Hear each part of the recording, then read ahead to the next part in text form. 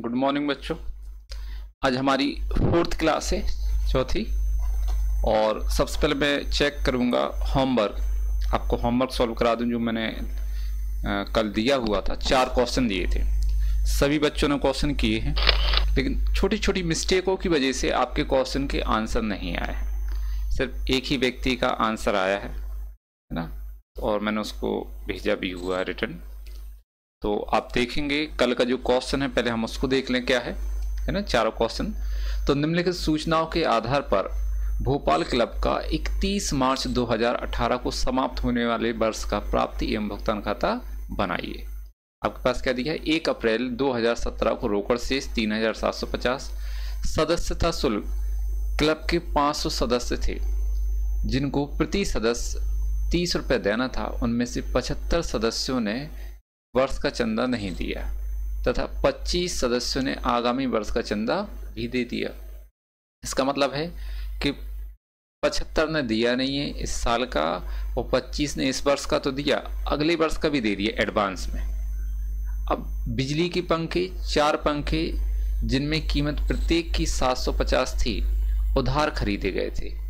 उनमें से 1000 रुपये का भुगतान किया। तो हमने बताया था कि भाई प्राप्ति भुगतान खाते में हम क्या देखते हैं कि कितना पैसा हमारे पास आया और कितना पैसा हमारे पास से गया है संस्था से। तो यहाँ पर हमने पंखे कितने खरीदे हैं? 4, लेकिन पेमेंट कितना कर रहे हैं? 1000। तो हम सिर्फ 1000 लिखेंगे, जबकि 4 पंखों की कीमत कितनी होती है? 3000। तो अभी अपन उसका रफ काम करेंगे, है ना, आगे देखेंगे। वेतन 750 रुपये प्रति माह से फरवरी 2018 तक के दे दिया गया।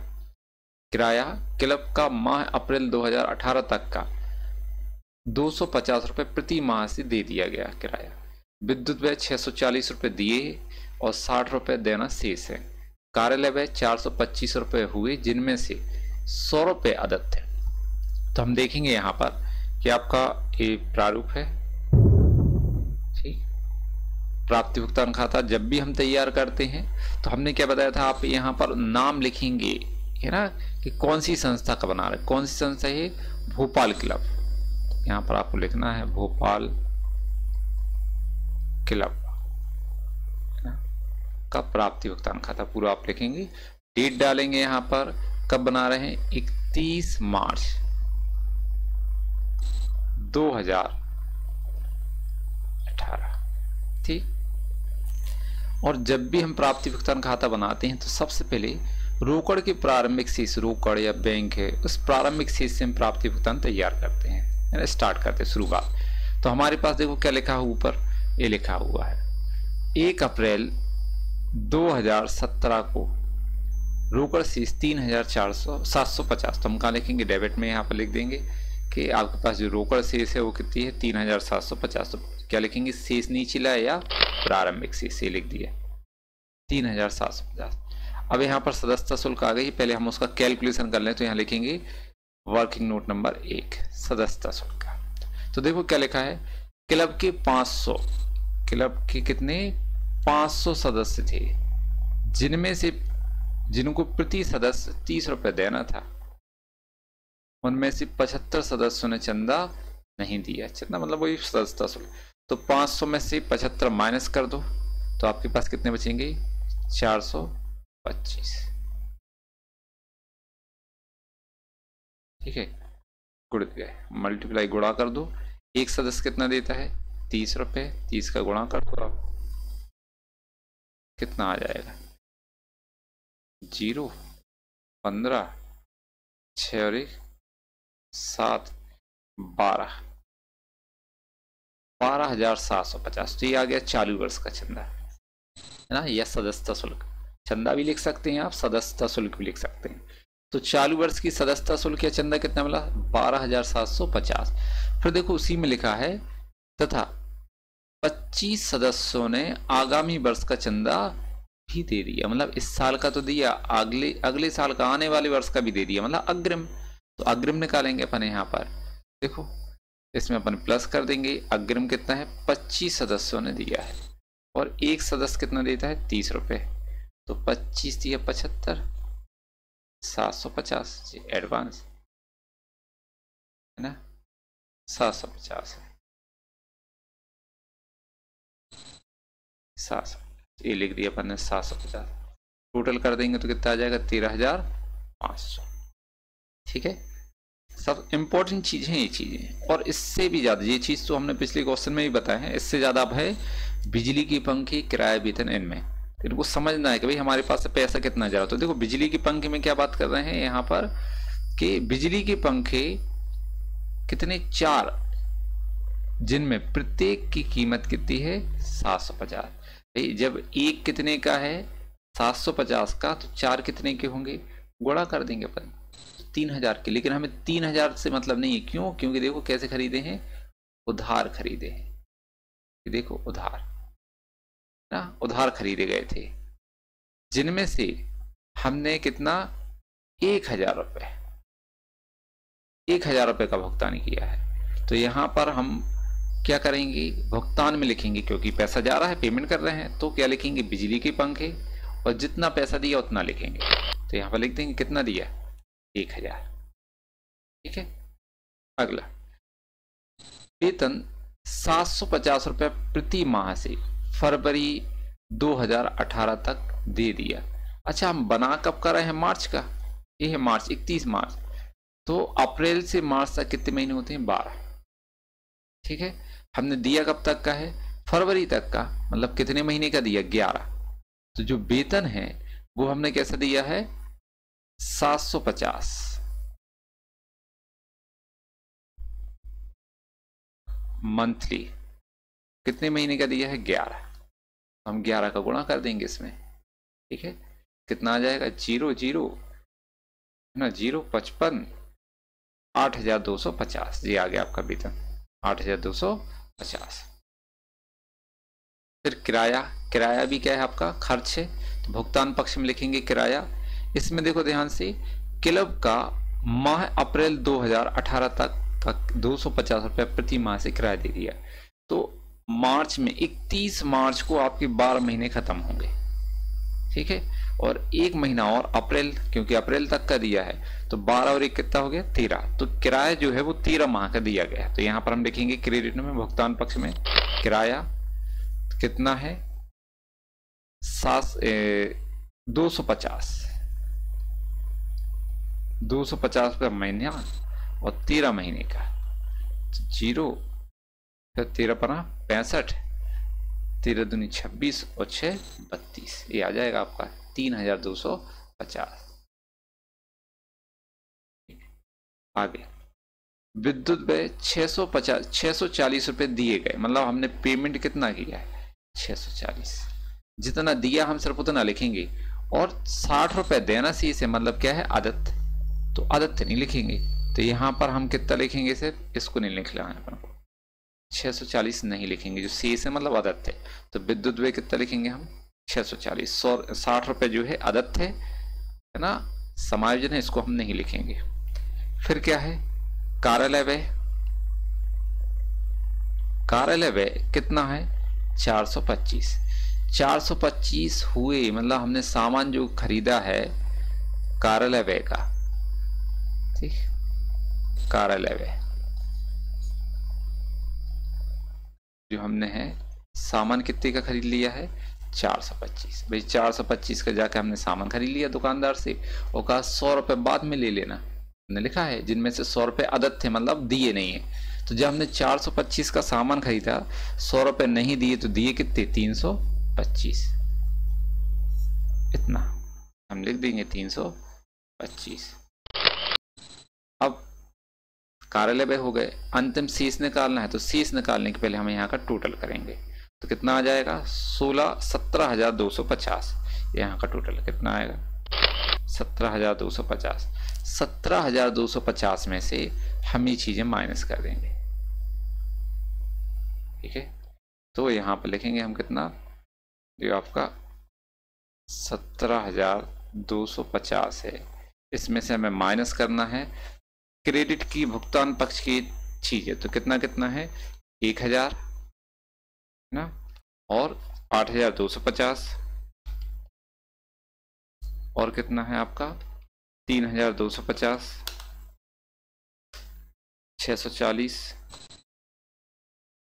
और 325। तो ये आपका 13,465। यहाँ पर हम 13,465 ये माइनस करेंगे तो कितना बचेगा? 5, 14, 8 6 14, 11 7 4 11, 6 3, 3,785। जी आपका अंतिम शेष, या हम लिख देंगे अंतिम शेष या शेष नीचे ले गए, है ना। अब दोनों का टोटल बराबर कर देंगे तो कितना आ जाएगा? 17,250। तो ये आपका क्वेश्चन है। डाउट यदि है आपको तो कॉल कर सकते हैं, है ना, फोन करके या व्हाट्सएप पे आप पूछ ले। अगला क्वेश्चन, अब आपका सेकंड को 7वां क्वेश्चन जो हमने दिया था वो ये है आपका 7वां क्वेश्चन। पहले क्वेश्चन पढ़ते हैं। तो निम्नलिखित जानकारी से 31 मार्च 2018 को समाप्त होने वाले वर्ष के लिए चेतना क्लब का प्राप्ति एवं भुगतान खाता बनाइए। रोकड़ शेष दिया है। सदस्यता शुल्क फिर से वही, क्लब के 300 सदस्यों से 15 रुपए प्रति सदस्य लेना था, परंतु 25 सदस्यों ने वर्ष का चंदा नहीं दिया और 5 सदस्यों ने आगामी वर्ष के लिए अग्रिम चंदा दे दिया। वेतन 300 रुपए प्रति माह के हिसाब से फरवरी 2018 तक का वेतन दिया गया है। किराया 150 रुपए प्रति माह से के हिसाब से जून 2018 तक का चुकाया गया है।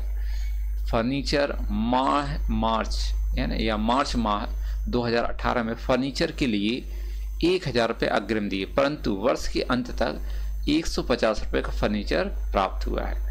विविध व्यय वर्ष में 1,000 रुपये के विविध व्यय हुए, जिनमें से 100 रुपये देना बाकी है। ठीक, अब हम क्वेश्चन करेंगे। सबसे पहले हेडिंग डालेंगे प्राप्ति भुगतान खाता, है ना, और फिर से वही किसका बना रहे हैं आप, संस्था का नाम लिखेंगे तो चेतना क्लब।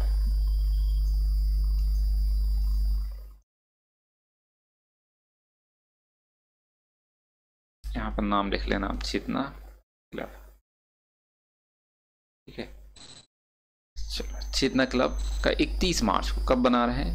31 मार्च 2018। पहले हम क्या लिखेंगे? प्रारंभिक शेष आपकी रोकड़ का प्रारंभिक शेष कितना दिया? तो ऊपर देखो सबसे पहले दिया है, ये दिया है 5,000 रुपये। जरूरी नहीं है कि प्रारंभिक शेष जो रोकड़ और बैंक का हो वो शुरुआत में हो, अंत में भी हो सकता है। इसलिए एक बार आप सबसे पहले क्वेश्चन पूरा पढ़ना है आपको शुरू से लेकर एंड तक, फिर उसके बाद सॉल्व करना चालू करना है। तो प्रारंभिक शेष लिखेंगे हम रोकड़ का, डेबिट में प्राप्ति पक्ष में शेष नीचे लाए या प्रारंभिक शेष 5,000 रुपये, ये लिखा। अब क्या दिया है? सदस्यता शुल्क। सदस्यता शुल्क का हम हिसाब करेंगे। सदस्य क्लब के 300 सदस्यों से 15 रुपये प्रति सदस्य लेना था, परंतु 25 सदस्यों ने वर्ष का चंदा नहीं दिया। तो यहाँ पर सदस्यता शुल्क कितने थे? 300। 300 में से दिए कितने नहीं? 25 ने नहीं दिया, तो बचे कितने हमारे पास? 275। ठीक, गुणा कर दो इसमें। एक व्यक्ति कितना पैसा देता है? 15 रुपये।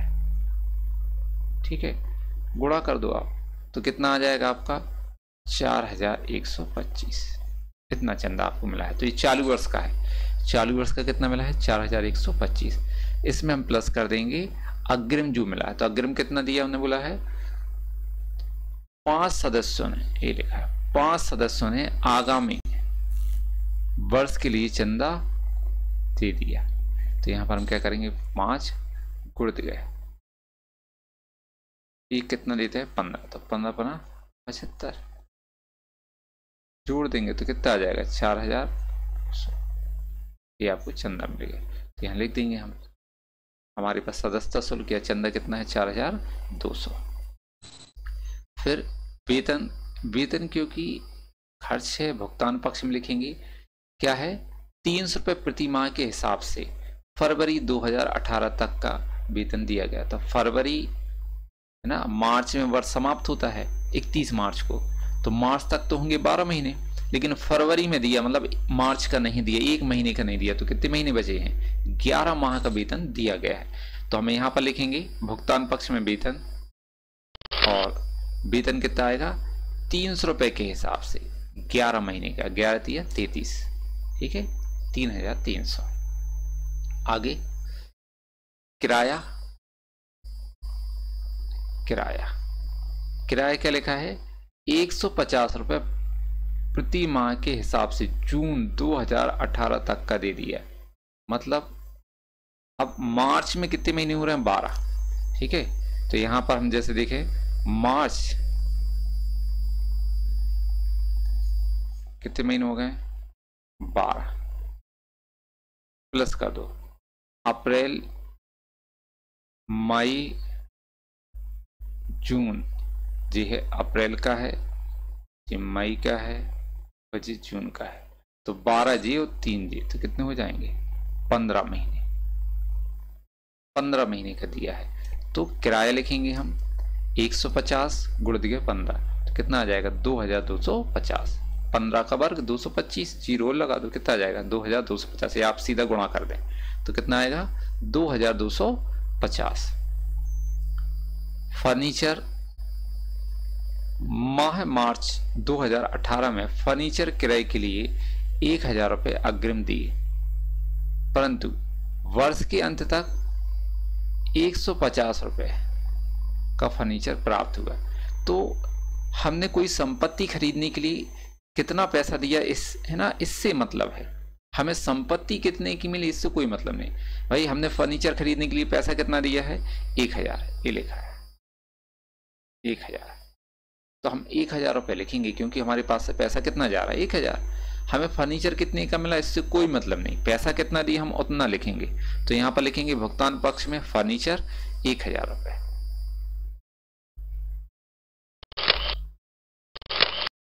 लिखेंगे फर्नीचर 1000 रुपये। फिर नेक्स्ट फर्नीचर के बाद क्या है विविध व्यय।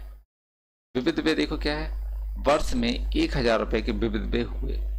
1000 रुपये के विविध व्यय हुए मतलब है कि 1000 रुपये का सामान लेने गए, कितने का सामान खरीदा 1000, 1000 का सामान उन्होंने खरीदा और कह दिया उनसे दुकानदार से कि 150 रुपये बाद में ले लेना, मतलब 150 रुपये देना बाकी है। सामान 1000 का खरीदा है और 150 रुपये अभी देना है, तो मतलब आपने दिए कितने उसको 850 दे दिए हैं, तभी तो 150 बाकी बचे आपके। तो यहाँ विविध व्यय में अपन कितना लिखेंगे 1000 रुपये। बस कंप्लीट। छोटे छोटे क्वेश्चन है आपके, थोड़े से ध्यान देने वाले हैं। डायरेक्ट आपको पिछले क्वेश्चनों में आपको डायरेक्ट राशि दी थी, पैसा दिया था कि कितना दिया है कितना मिला है। यहाँ पर आपको कैलकुलेशन करना है कि कितना पैसा हमें मिल रहा है या कितना पैसा हम दे रहे हैं। हमें अब क्या करना पड़ेगा टोटल। तो यहाँ पर हम टोटल करेंगे, डेबिट का टोटल कर देंगे तो कितना आ जाएगा 9200। इस 9200 में से है ना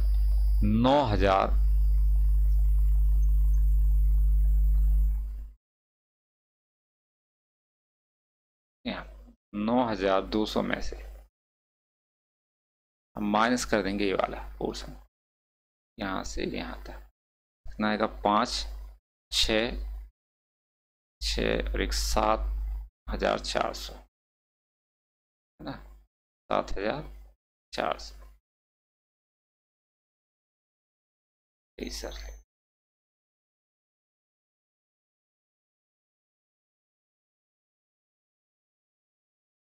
7400। इसको मिटा दें हम पहले।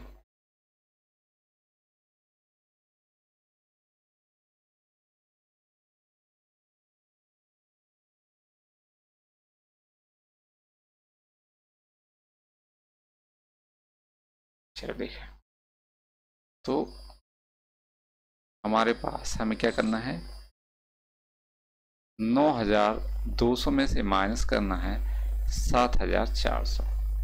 ठीक, ये अपन माइनस कर देंगे तो 0 0 8 4 12 7 और 1 8। आपका शेष कितना बचा 1800 रुपये। तो यहाँ लिखेंगे अंतिम शेष 1800 रुपये लिख देंगे, ये लिखा और टोटल कर देंगे दोनों साइड का बराबर कितना 9200 रुपये। तो ये भी आपका क्वेश्चन कंप्लीट है 7वां। अब हम अगला क्वेश्चन देखेंगे 8वां। ये आपका 8वां क्वेश्चन। फिर से क्वेश्चन पढ़ लेते पहले। निम्नलिखित जानकारी से जनता क्लब का प्राप्ति भुगतान खाता 31 मार्च 2018 को समाप्त वर्ष का बनाइए। सदस्यता शुल्क क्लब के 450 सदस्यों से 25 रुपए प्रति सदस्य लेना था, परंतु 50 सदस्यों ने वर्ष 2017-18 का चंदा नहीं दिया। 60 सदस्यों ने अग्रिम चंदा 2018-19 दे दिया। किराया 200 रुपये प्रति माह से अप्रैल 2018 तक का दिया गया।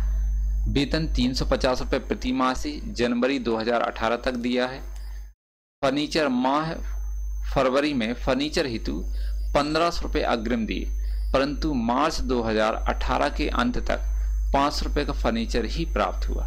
सामान्य व्यय वर्ष में 1200 रुपये के सामान्य व्यय हुए, जिनमें से 200 रुपये देना शेष है। रोकड़ शेष 1 अप्रैल 2017 को, देखो हमने कहा था ना कि रोकड़ जो है जरूरी नहीं कि शुरुआत में दी हो, अंत में भी दे सकते हैं, तो इसलिए पहले पूरा क्वेश्चन पढ़ना जरूरी है। तो देखो यहाँ पर जो प्रारंभिक रोकड़ शेष है वो कहाँ दी है, यहाँ नीचे लास्ट में है ना 3500। तो हम सबसे पहले फॉर्मेट बनाएंगे यहाँ पर प्राप्ति भुगतान खाता, ठीक, और यहाँ पर डेबिट में प्राप्ति, क्रेडिट में भुगतान। सबसे पहले हम प्रारंभिक रोकड़ शेष से लिखेंगे, तो यहाँ लिख देंगे प्रारंभिक रोकड़ शेष कितना है 3500, ये लिखा 3500। अब दूसरे नंबर पे क्या है सदस्यता शुल्क, तो हम सदस्यता शुल्क का क्या कर लें, हिसाब कर लेते हैं कि भाई कितने सदस्य हैं, यहाँ पर अपन निकाल लेते हैं। नंबर 1, भाई हमारे पास कितने सदस्य थे 450 सदस्य से हमें 25 रुपये प्रति सदस्य लेना था, परंतु 50 सदस्यों ने सदस्यों का वर्ष 2017-18 का चंदा नहीं मिला है। तो 450 में से 50 माइनस करो तो कितने बचे 400। अब एक व्यक्ति कितना देता है 60 रुपये, तो 60 का अपन गुणा कर दो, यहाँ पर 25 रुपये, सॉरी कितना देता है 25। तो यहाँ पर हम क्या करेंगे 400 में 25 का गुणा करेंगे। 60 ने तो क्या किया है अग्रिम चंदा दिया है ना, तो यहाँ पर हमें देखना क्या है कि कितने एक व्यक्ति से हमें कितना पैसा मिलता है 25 रुपये। तो 400 में हम गुणा करेंगे 25 का, 25 चौको 100, 10,000। हमें चालू वर्ष का कितना मिला 10,000। इसमें प्लस कर देंगे अग्रिम कितना है जी है 60 सदस्यों ने अग्रिम चंदा सदस्यता शुल्क दे दिया, तो यहाँ पर प्लस करेंगे 60 गुणित का एक कितना देते हैं 25, तो 25 छक्का 150, 150 मतलब 1500। टोटल हमारा 11,500 सदस्यता शुल्क हो गया। तो यहाँ पर हम लिख देंगे डेबिट में प्राप्ति पक्ष में सदस्यता शुल्क कितना आ जाएगा 11,500, ये चालू वर्ष का 10,000, अग्रिम 1500, टोटल 11,500। आगे किराया 200 रुपये प्रति माह से अप्रैल 2018 तक का दिया है किराया। तो भाई किराया हमने अप्रैल तक का दिया है। मार्च में कितने महीने हो रहे हैं, वर्ष समाप्त हो रहा मार्च में, मतलब 12 महीने। और यहाँ पर डेट आप डाल लो जिससे आपको याद रहे कि 31 मार्च को बना रहे हैं। तो 31 मार्च को कितने महीने हो रहे हैं 12, और हमने एक महीने और दे दिया 18, अप्रैल का भी दे दिया, तो मार्च 12 और अप्रैल एक महीना और, तो कितने होगा टोटल 13। तो यहाँ पर हम लिखेंगे भुगतान पक्ष में क्या किराया 13 महीने का, ये लिखेंगे किराया 200 रुपया के हिसाब से 13 महीने, तो 13 दूनी 2600। ऐसे वेतन में है, वेतन देखो क्या लिखा है 350 रुपया प्रति माह से जनवरी 2018। तो देखो मार्च में कितने महीने हो रहे हैं 12, लेकिन इन्हें जनवरी का दिया, मतलब कब का नहीं दिया फरवरी और मार्च, 2 महीने का नहीं दिया। तो 12 महीने में से हम 2 महीने माइनस कर देंगे तो कितने महीने बचेंगे 10। वेतन हमने 10 महीने का दिया है, ठीक है, क्योंकि फरवरी मार्च का दिया नहीं है। तो 350 के हिसाब से 10 महीने का कितना आ जाएगा 3,500 रुपये। अब देखेंगे आगे वेतन के बाद फर्नीचर, तो क्या लिखा है फर्नीचर माह फरवरी में फर्नीचर हेतु 1500 रुपये अग्रिम दिए, परंतु मार्च 18 के अंत तक 500 रुपये का फर्नीचर प्राप्त हुआ। तो हमने क्या बोला था, जब हम कोई संपत्ति खरीदने के लिए पैसा देते हैं तो हम उस पर ध्यान देते कि पैसा कितना दिया है। हमने 1500 दिया। संपत्ति कितने की मिली इससे कोई मतलब नहीं, संपत्ति ज्यादा की भी मिल सकती है और कम की, तो इससे हमें कोई मतलब नहीं है। पैसा हमने कितना दिया, हमें इससे बस इसी से मतलब है। तो कितना दिया 1500, तो भुगतान पक्ष में हम क्या लिखेंगे, फर्नीचर 1500 रुपये, यहाँ लिख दिया अपने फर्नीचर 1500 रुपये, है ना। आगे सामान्य व्यय, वर्ष में 1200 रुपये की सामान्य व्यय हुए, जिनमें से 200 रुपये देना शेष है। तो यहाँ पर देखो आप 1200 रुपये की सामान्य व्यय हुए, मतलब हमने 1200 का सामान खरीदा है और दुकानदार से कह दिया कि भाई 200 रुपये आप बाद में ले लेना। इसका मतलब हमने दिए कितने कहलाने, 1000 रुपये। तो हम 1000 रुपये लिखेंगे सामान्य व्यय के, ये लिख दिया हमने 1000।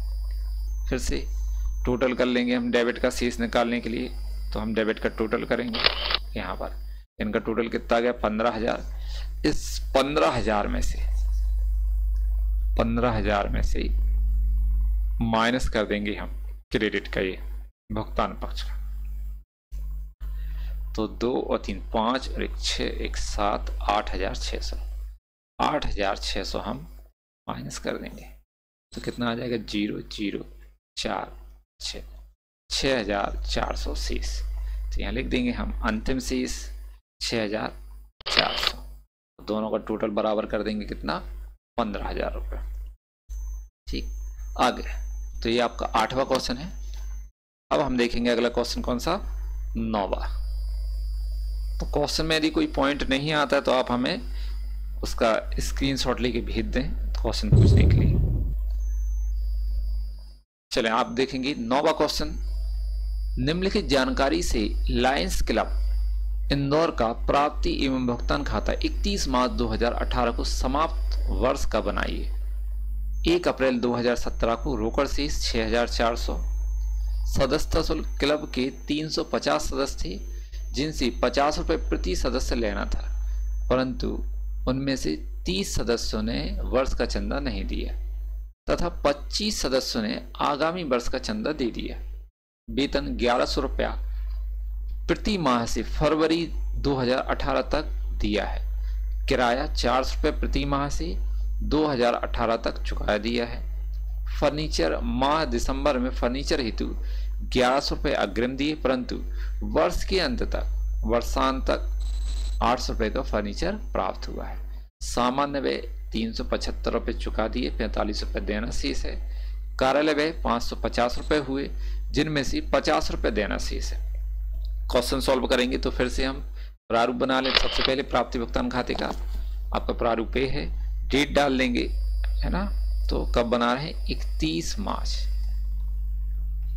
2018। सबसे पहले प्राप्ति भुगतान खाते को हम शुरुआत करते हैं, तो प्राप्ति पक्ष में लिखेंगे प्रारंभिक शेष।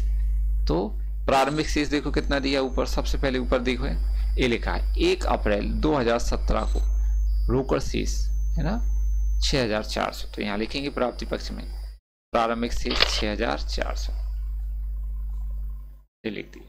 सदस्यता शुल्क तो हम हिसाब कर लेंगे यहाँ पर कैलकुलेशन। नंबर 1 क्या है सदस्यता शुल्क में, देखो ये लिखा है क्लब के 350 सदस्य थे जिनसे 50 रुपये प्रति सदस्य चंदा लेना था, उनमें से 30 सदस्यों ने चंदा नहीं दिया, तो 350 में से 30 माइनस करो तो कितना बचा 320। मतलब हमें कितने सदस्यों ने चंदा दिया चालू वर्ष का 320।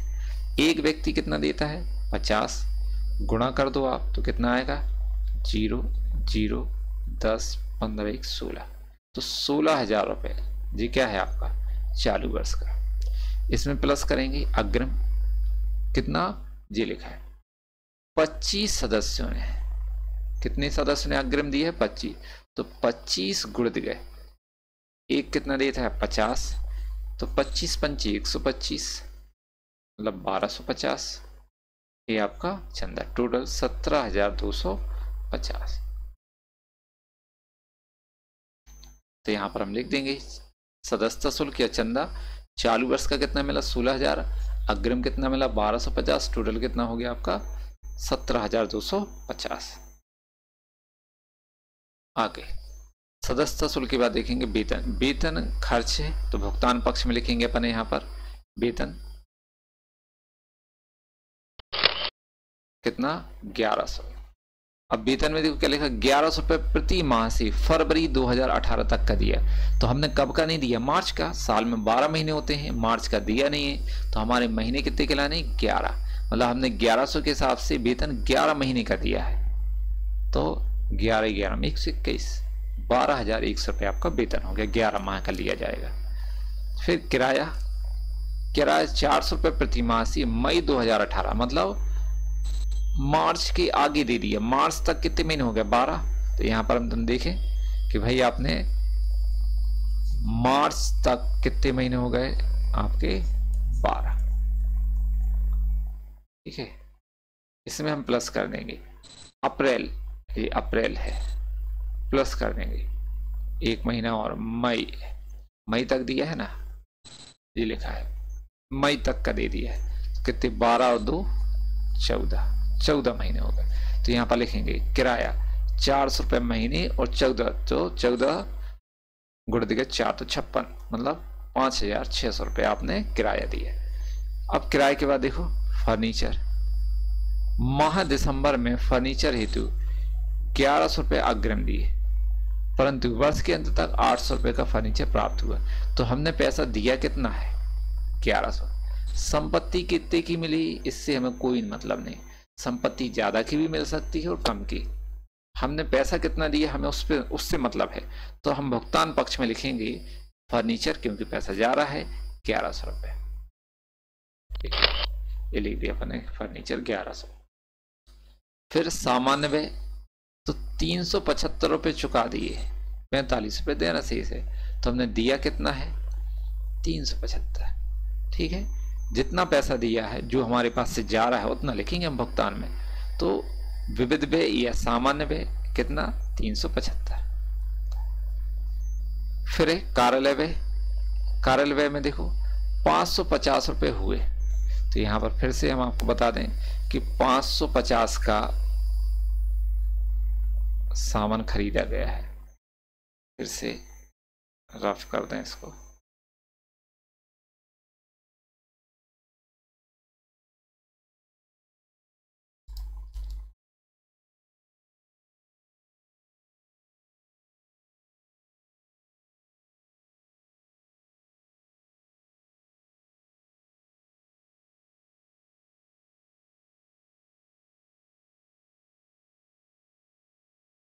देखा तो अपन देख रहे थे यहां पर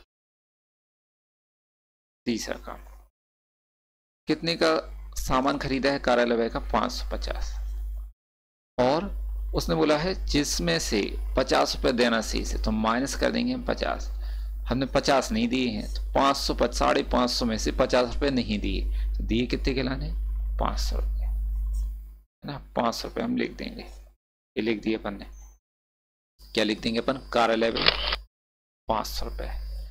बस अंतिम शेष निकालना है, तो उसके पहले हम डेबिट का टोटल करेंगे, है ना। प्राप्ति पक्ष का टोटल करेंगे तो कितना आ जाएगा, 17,250 और 6,400, दोनों का टोटल करो तो 23,650। अब 23,650 में से, यहाँ पर 23,650 में से माइनस कर देंगे ये वाला, यहां से यहां तक का टोटल।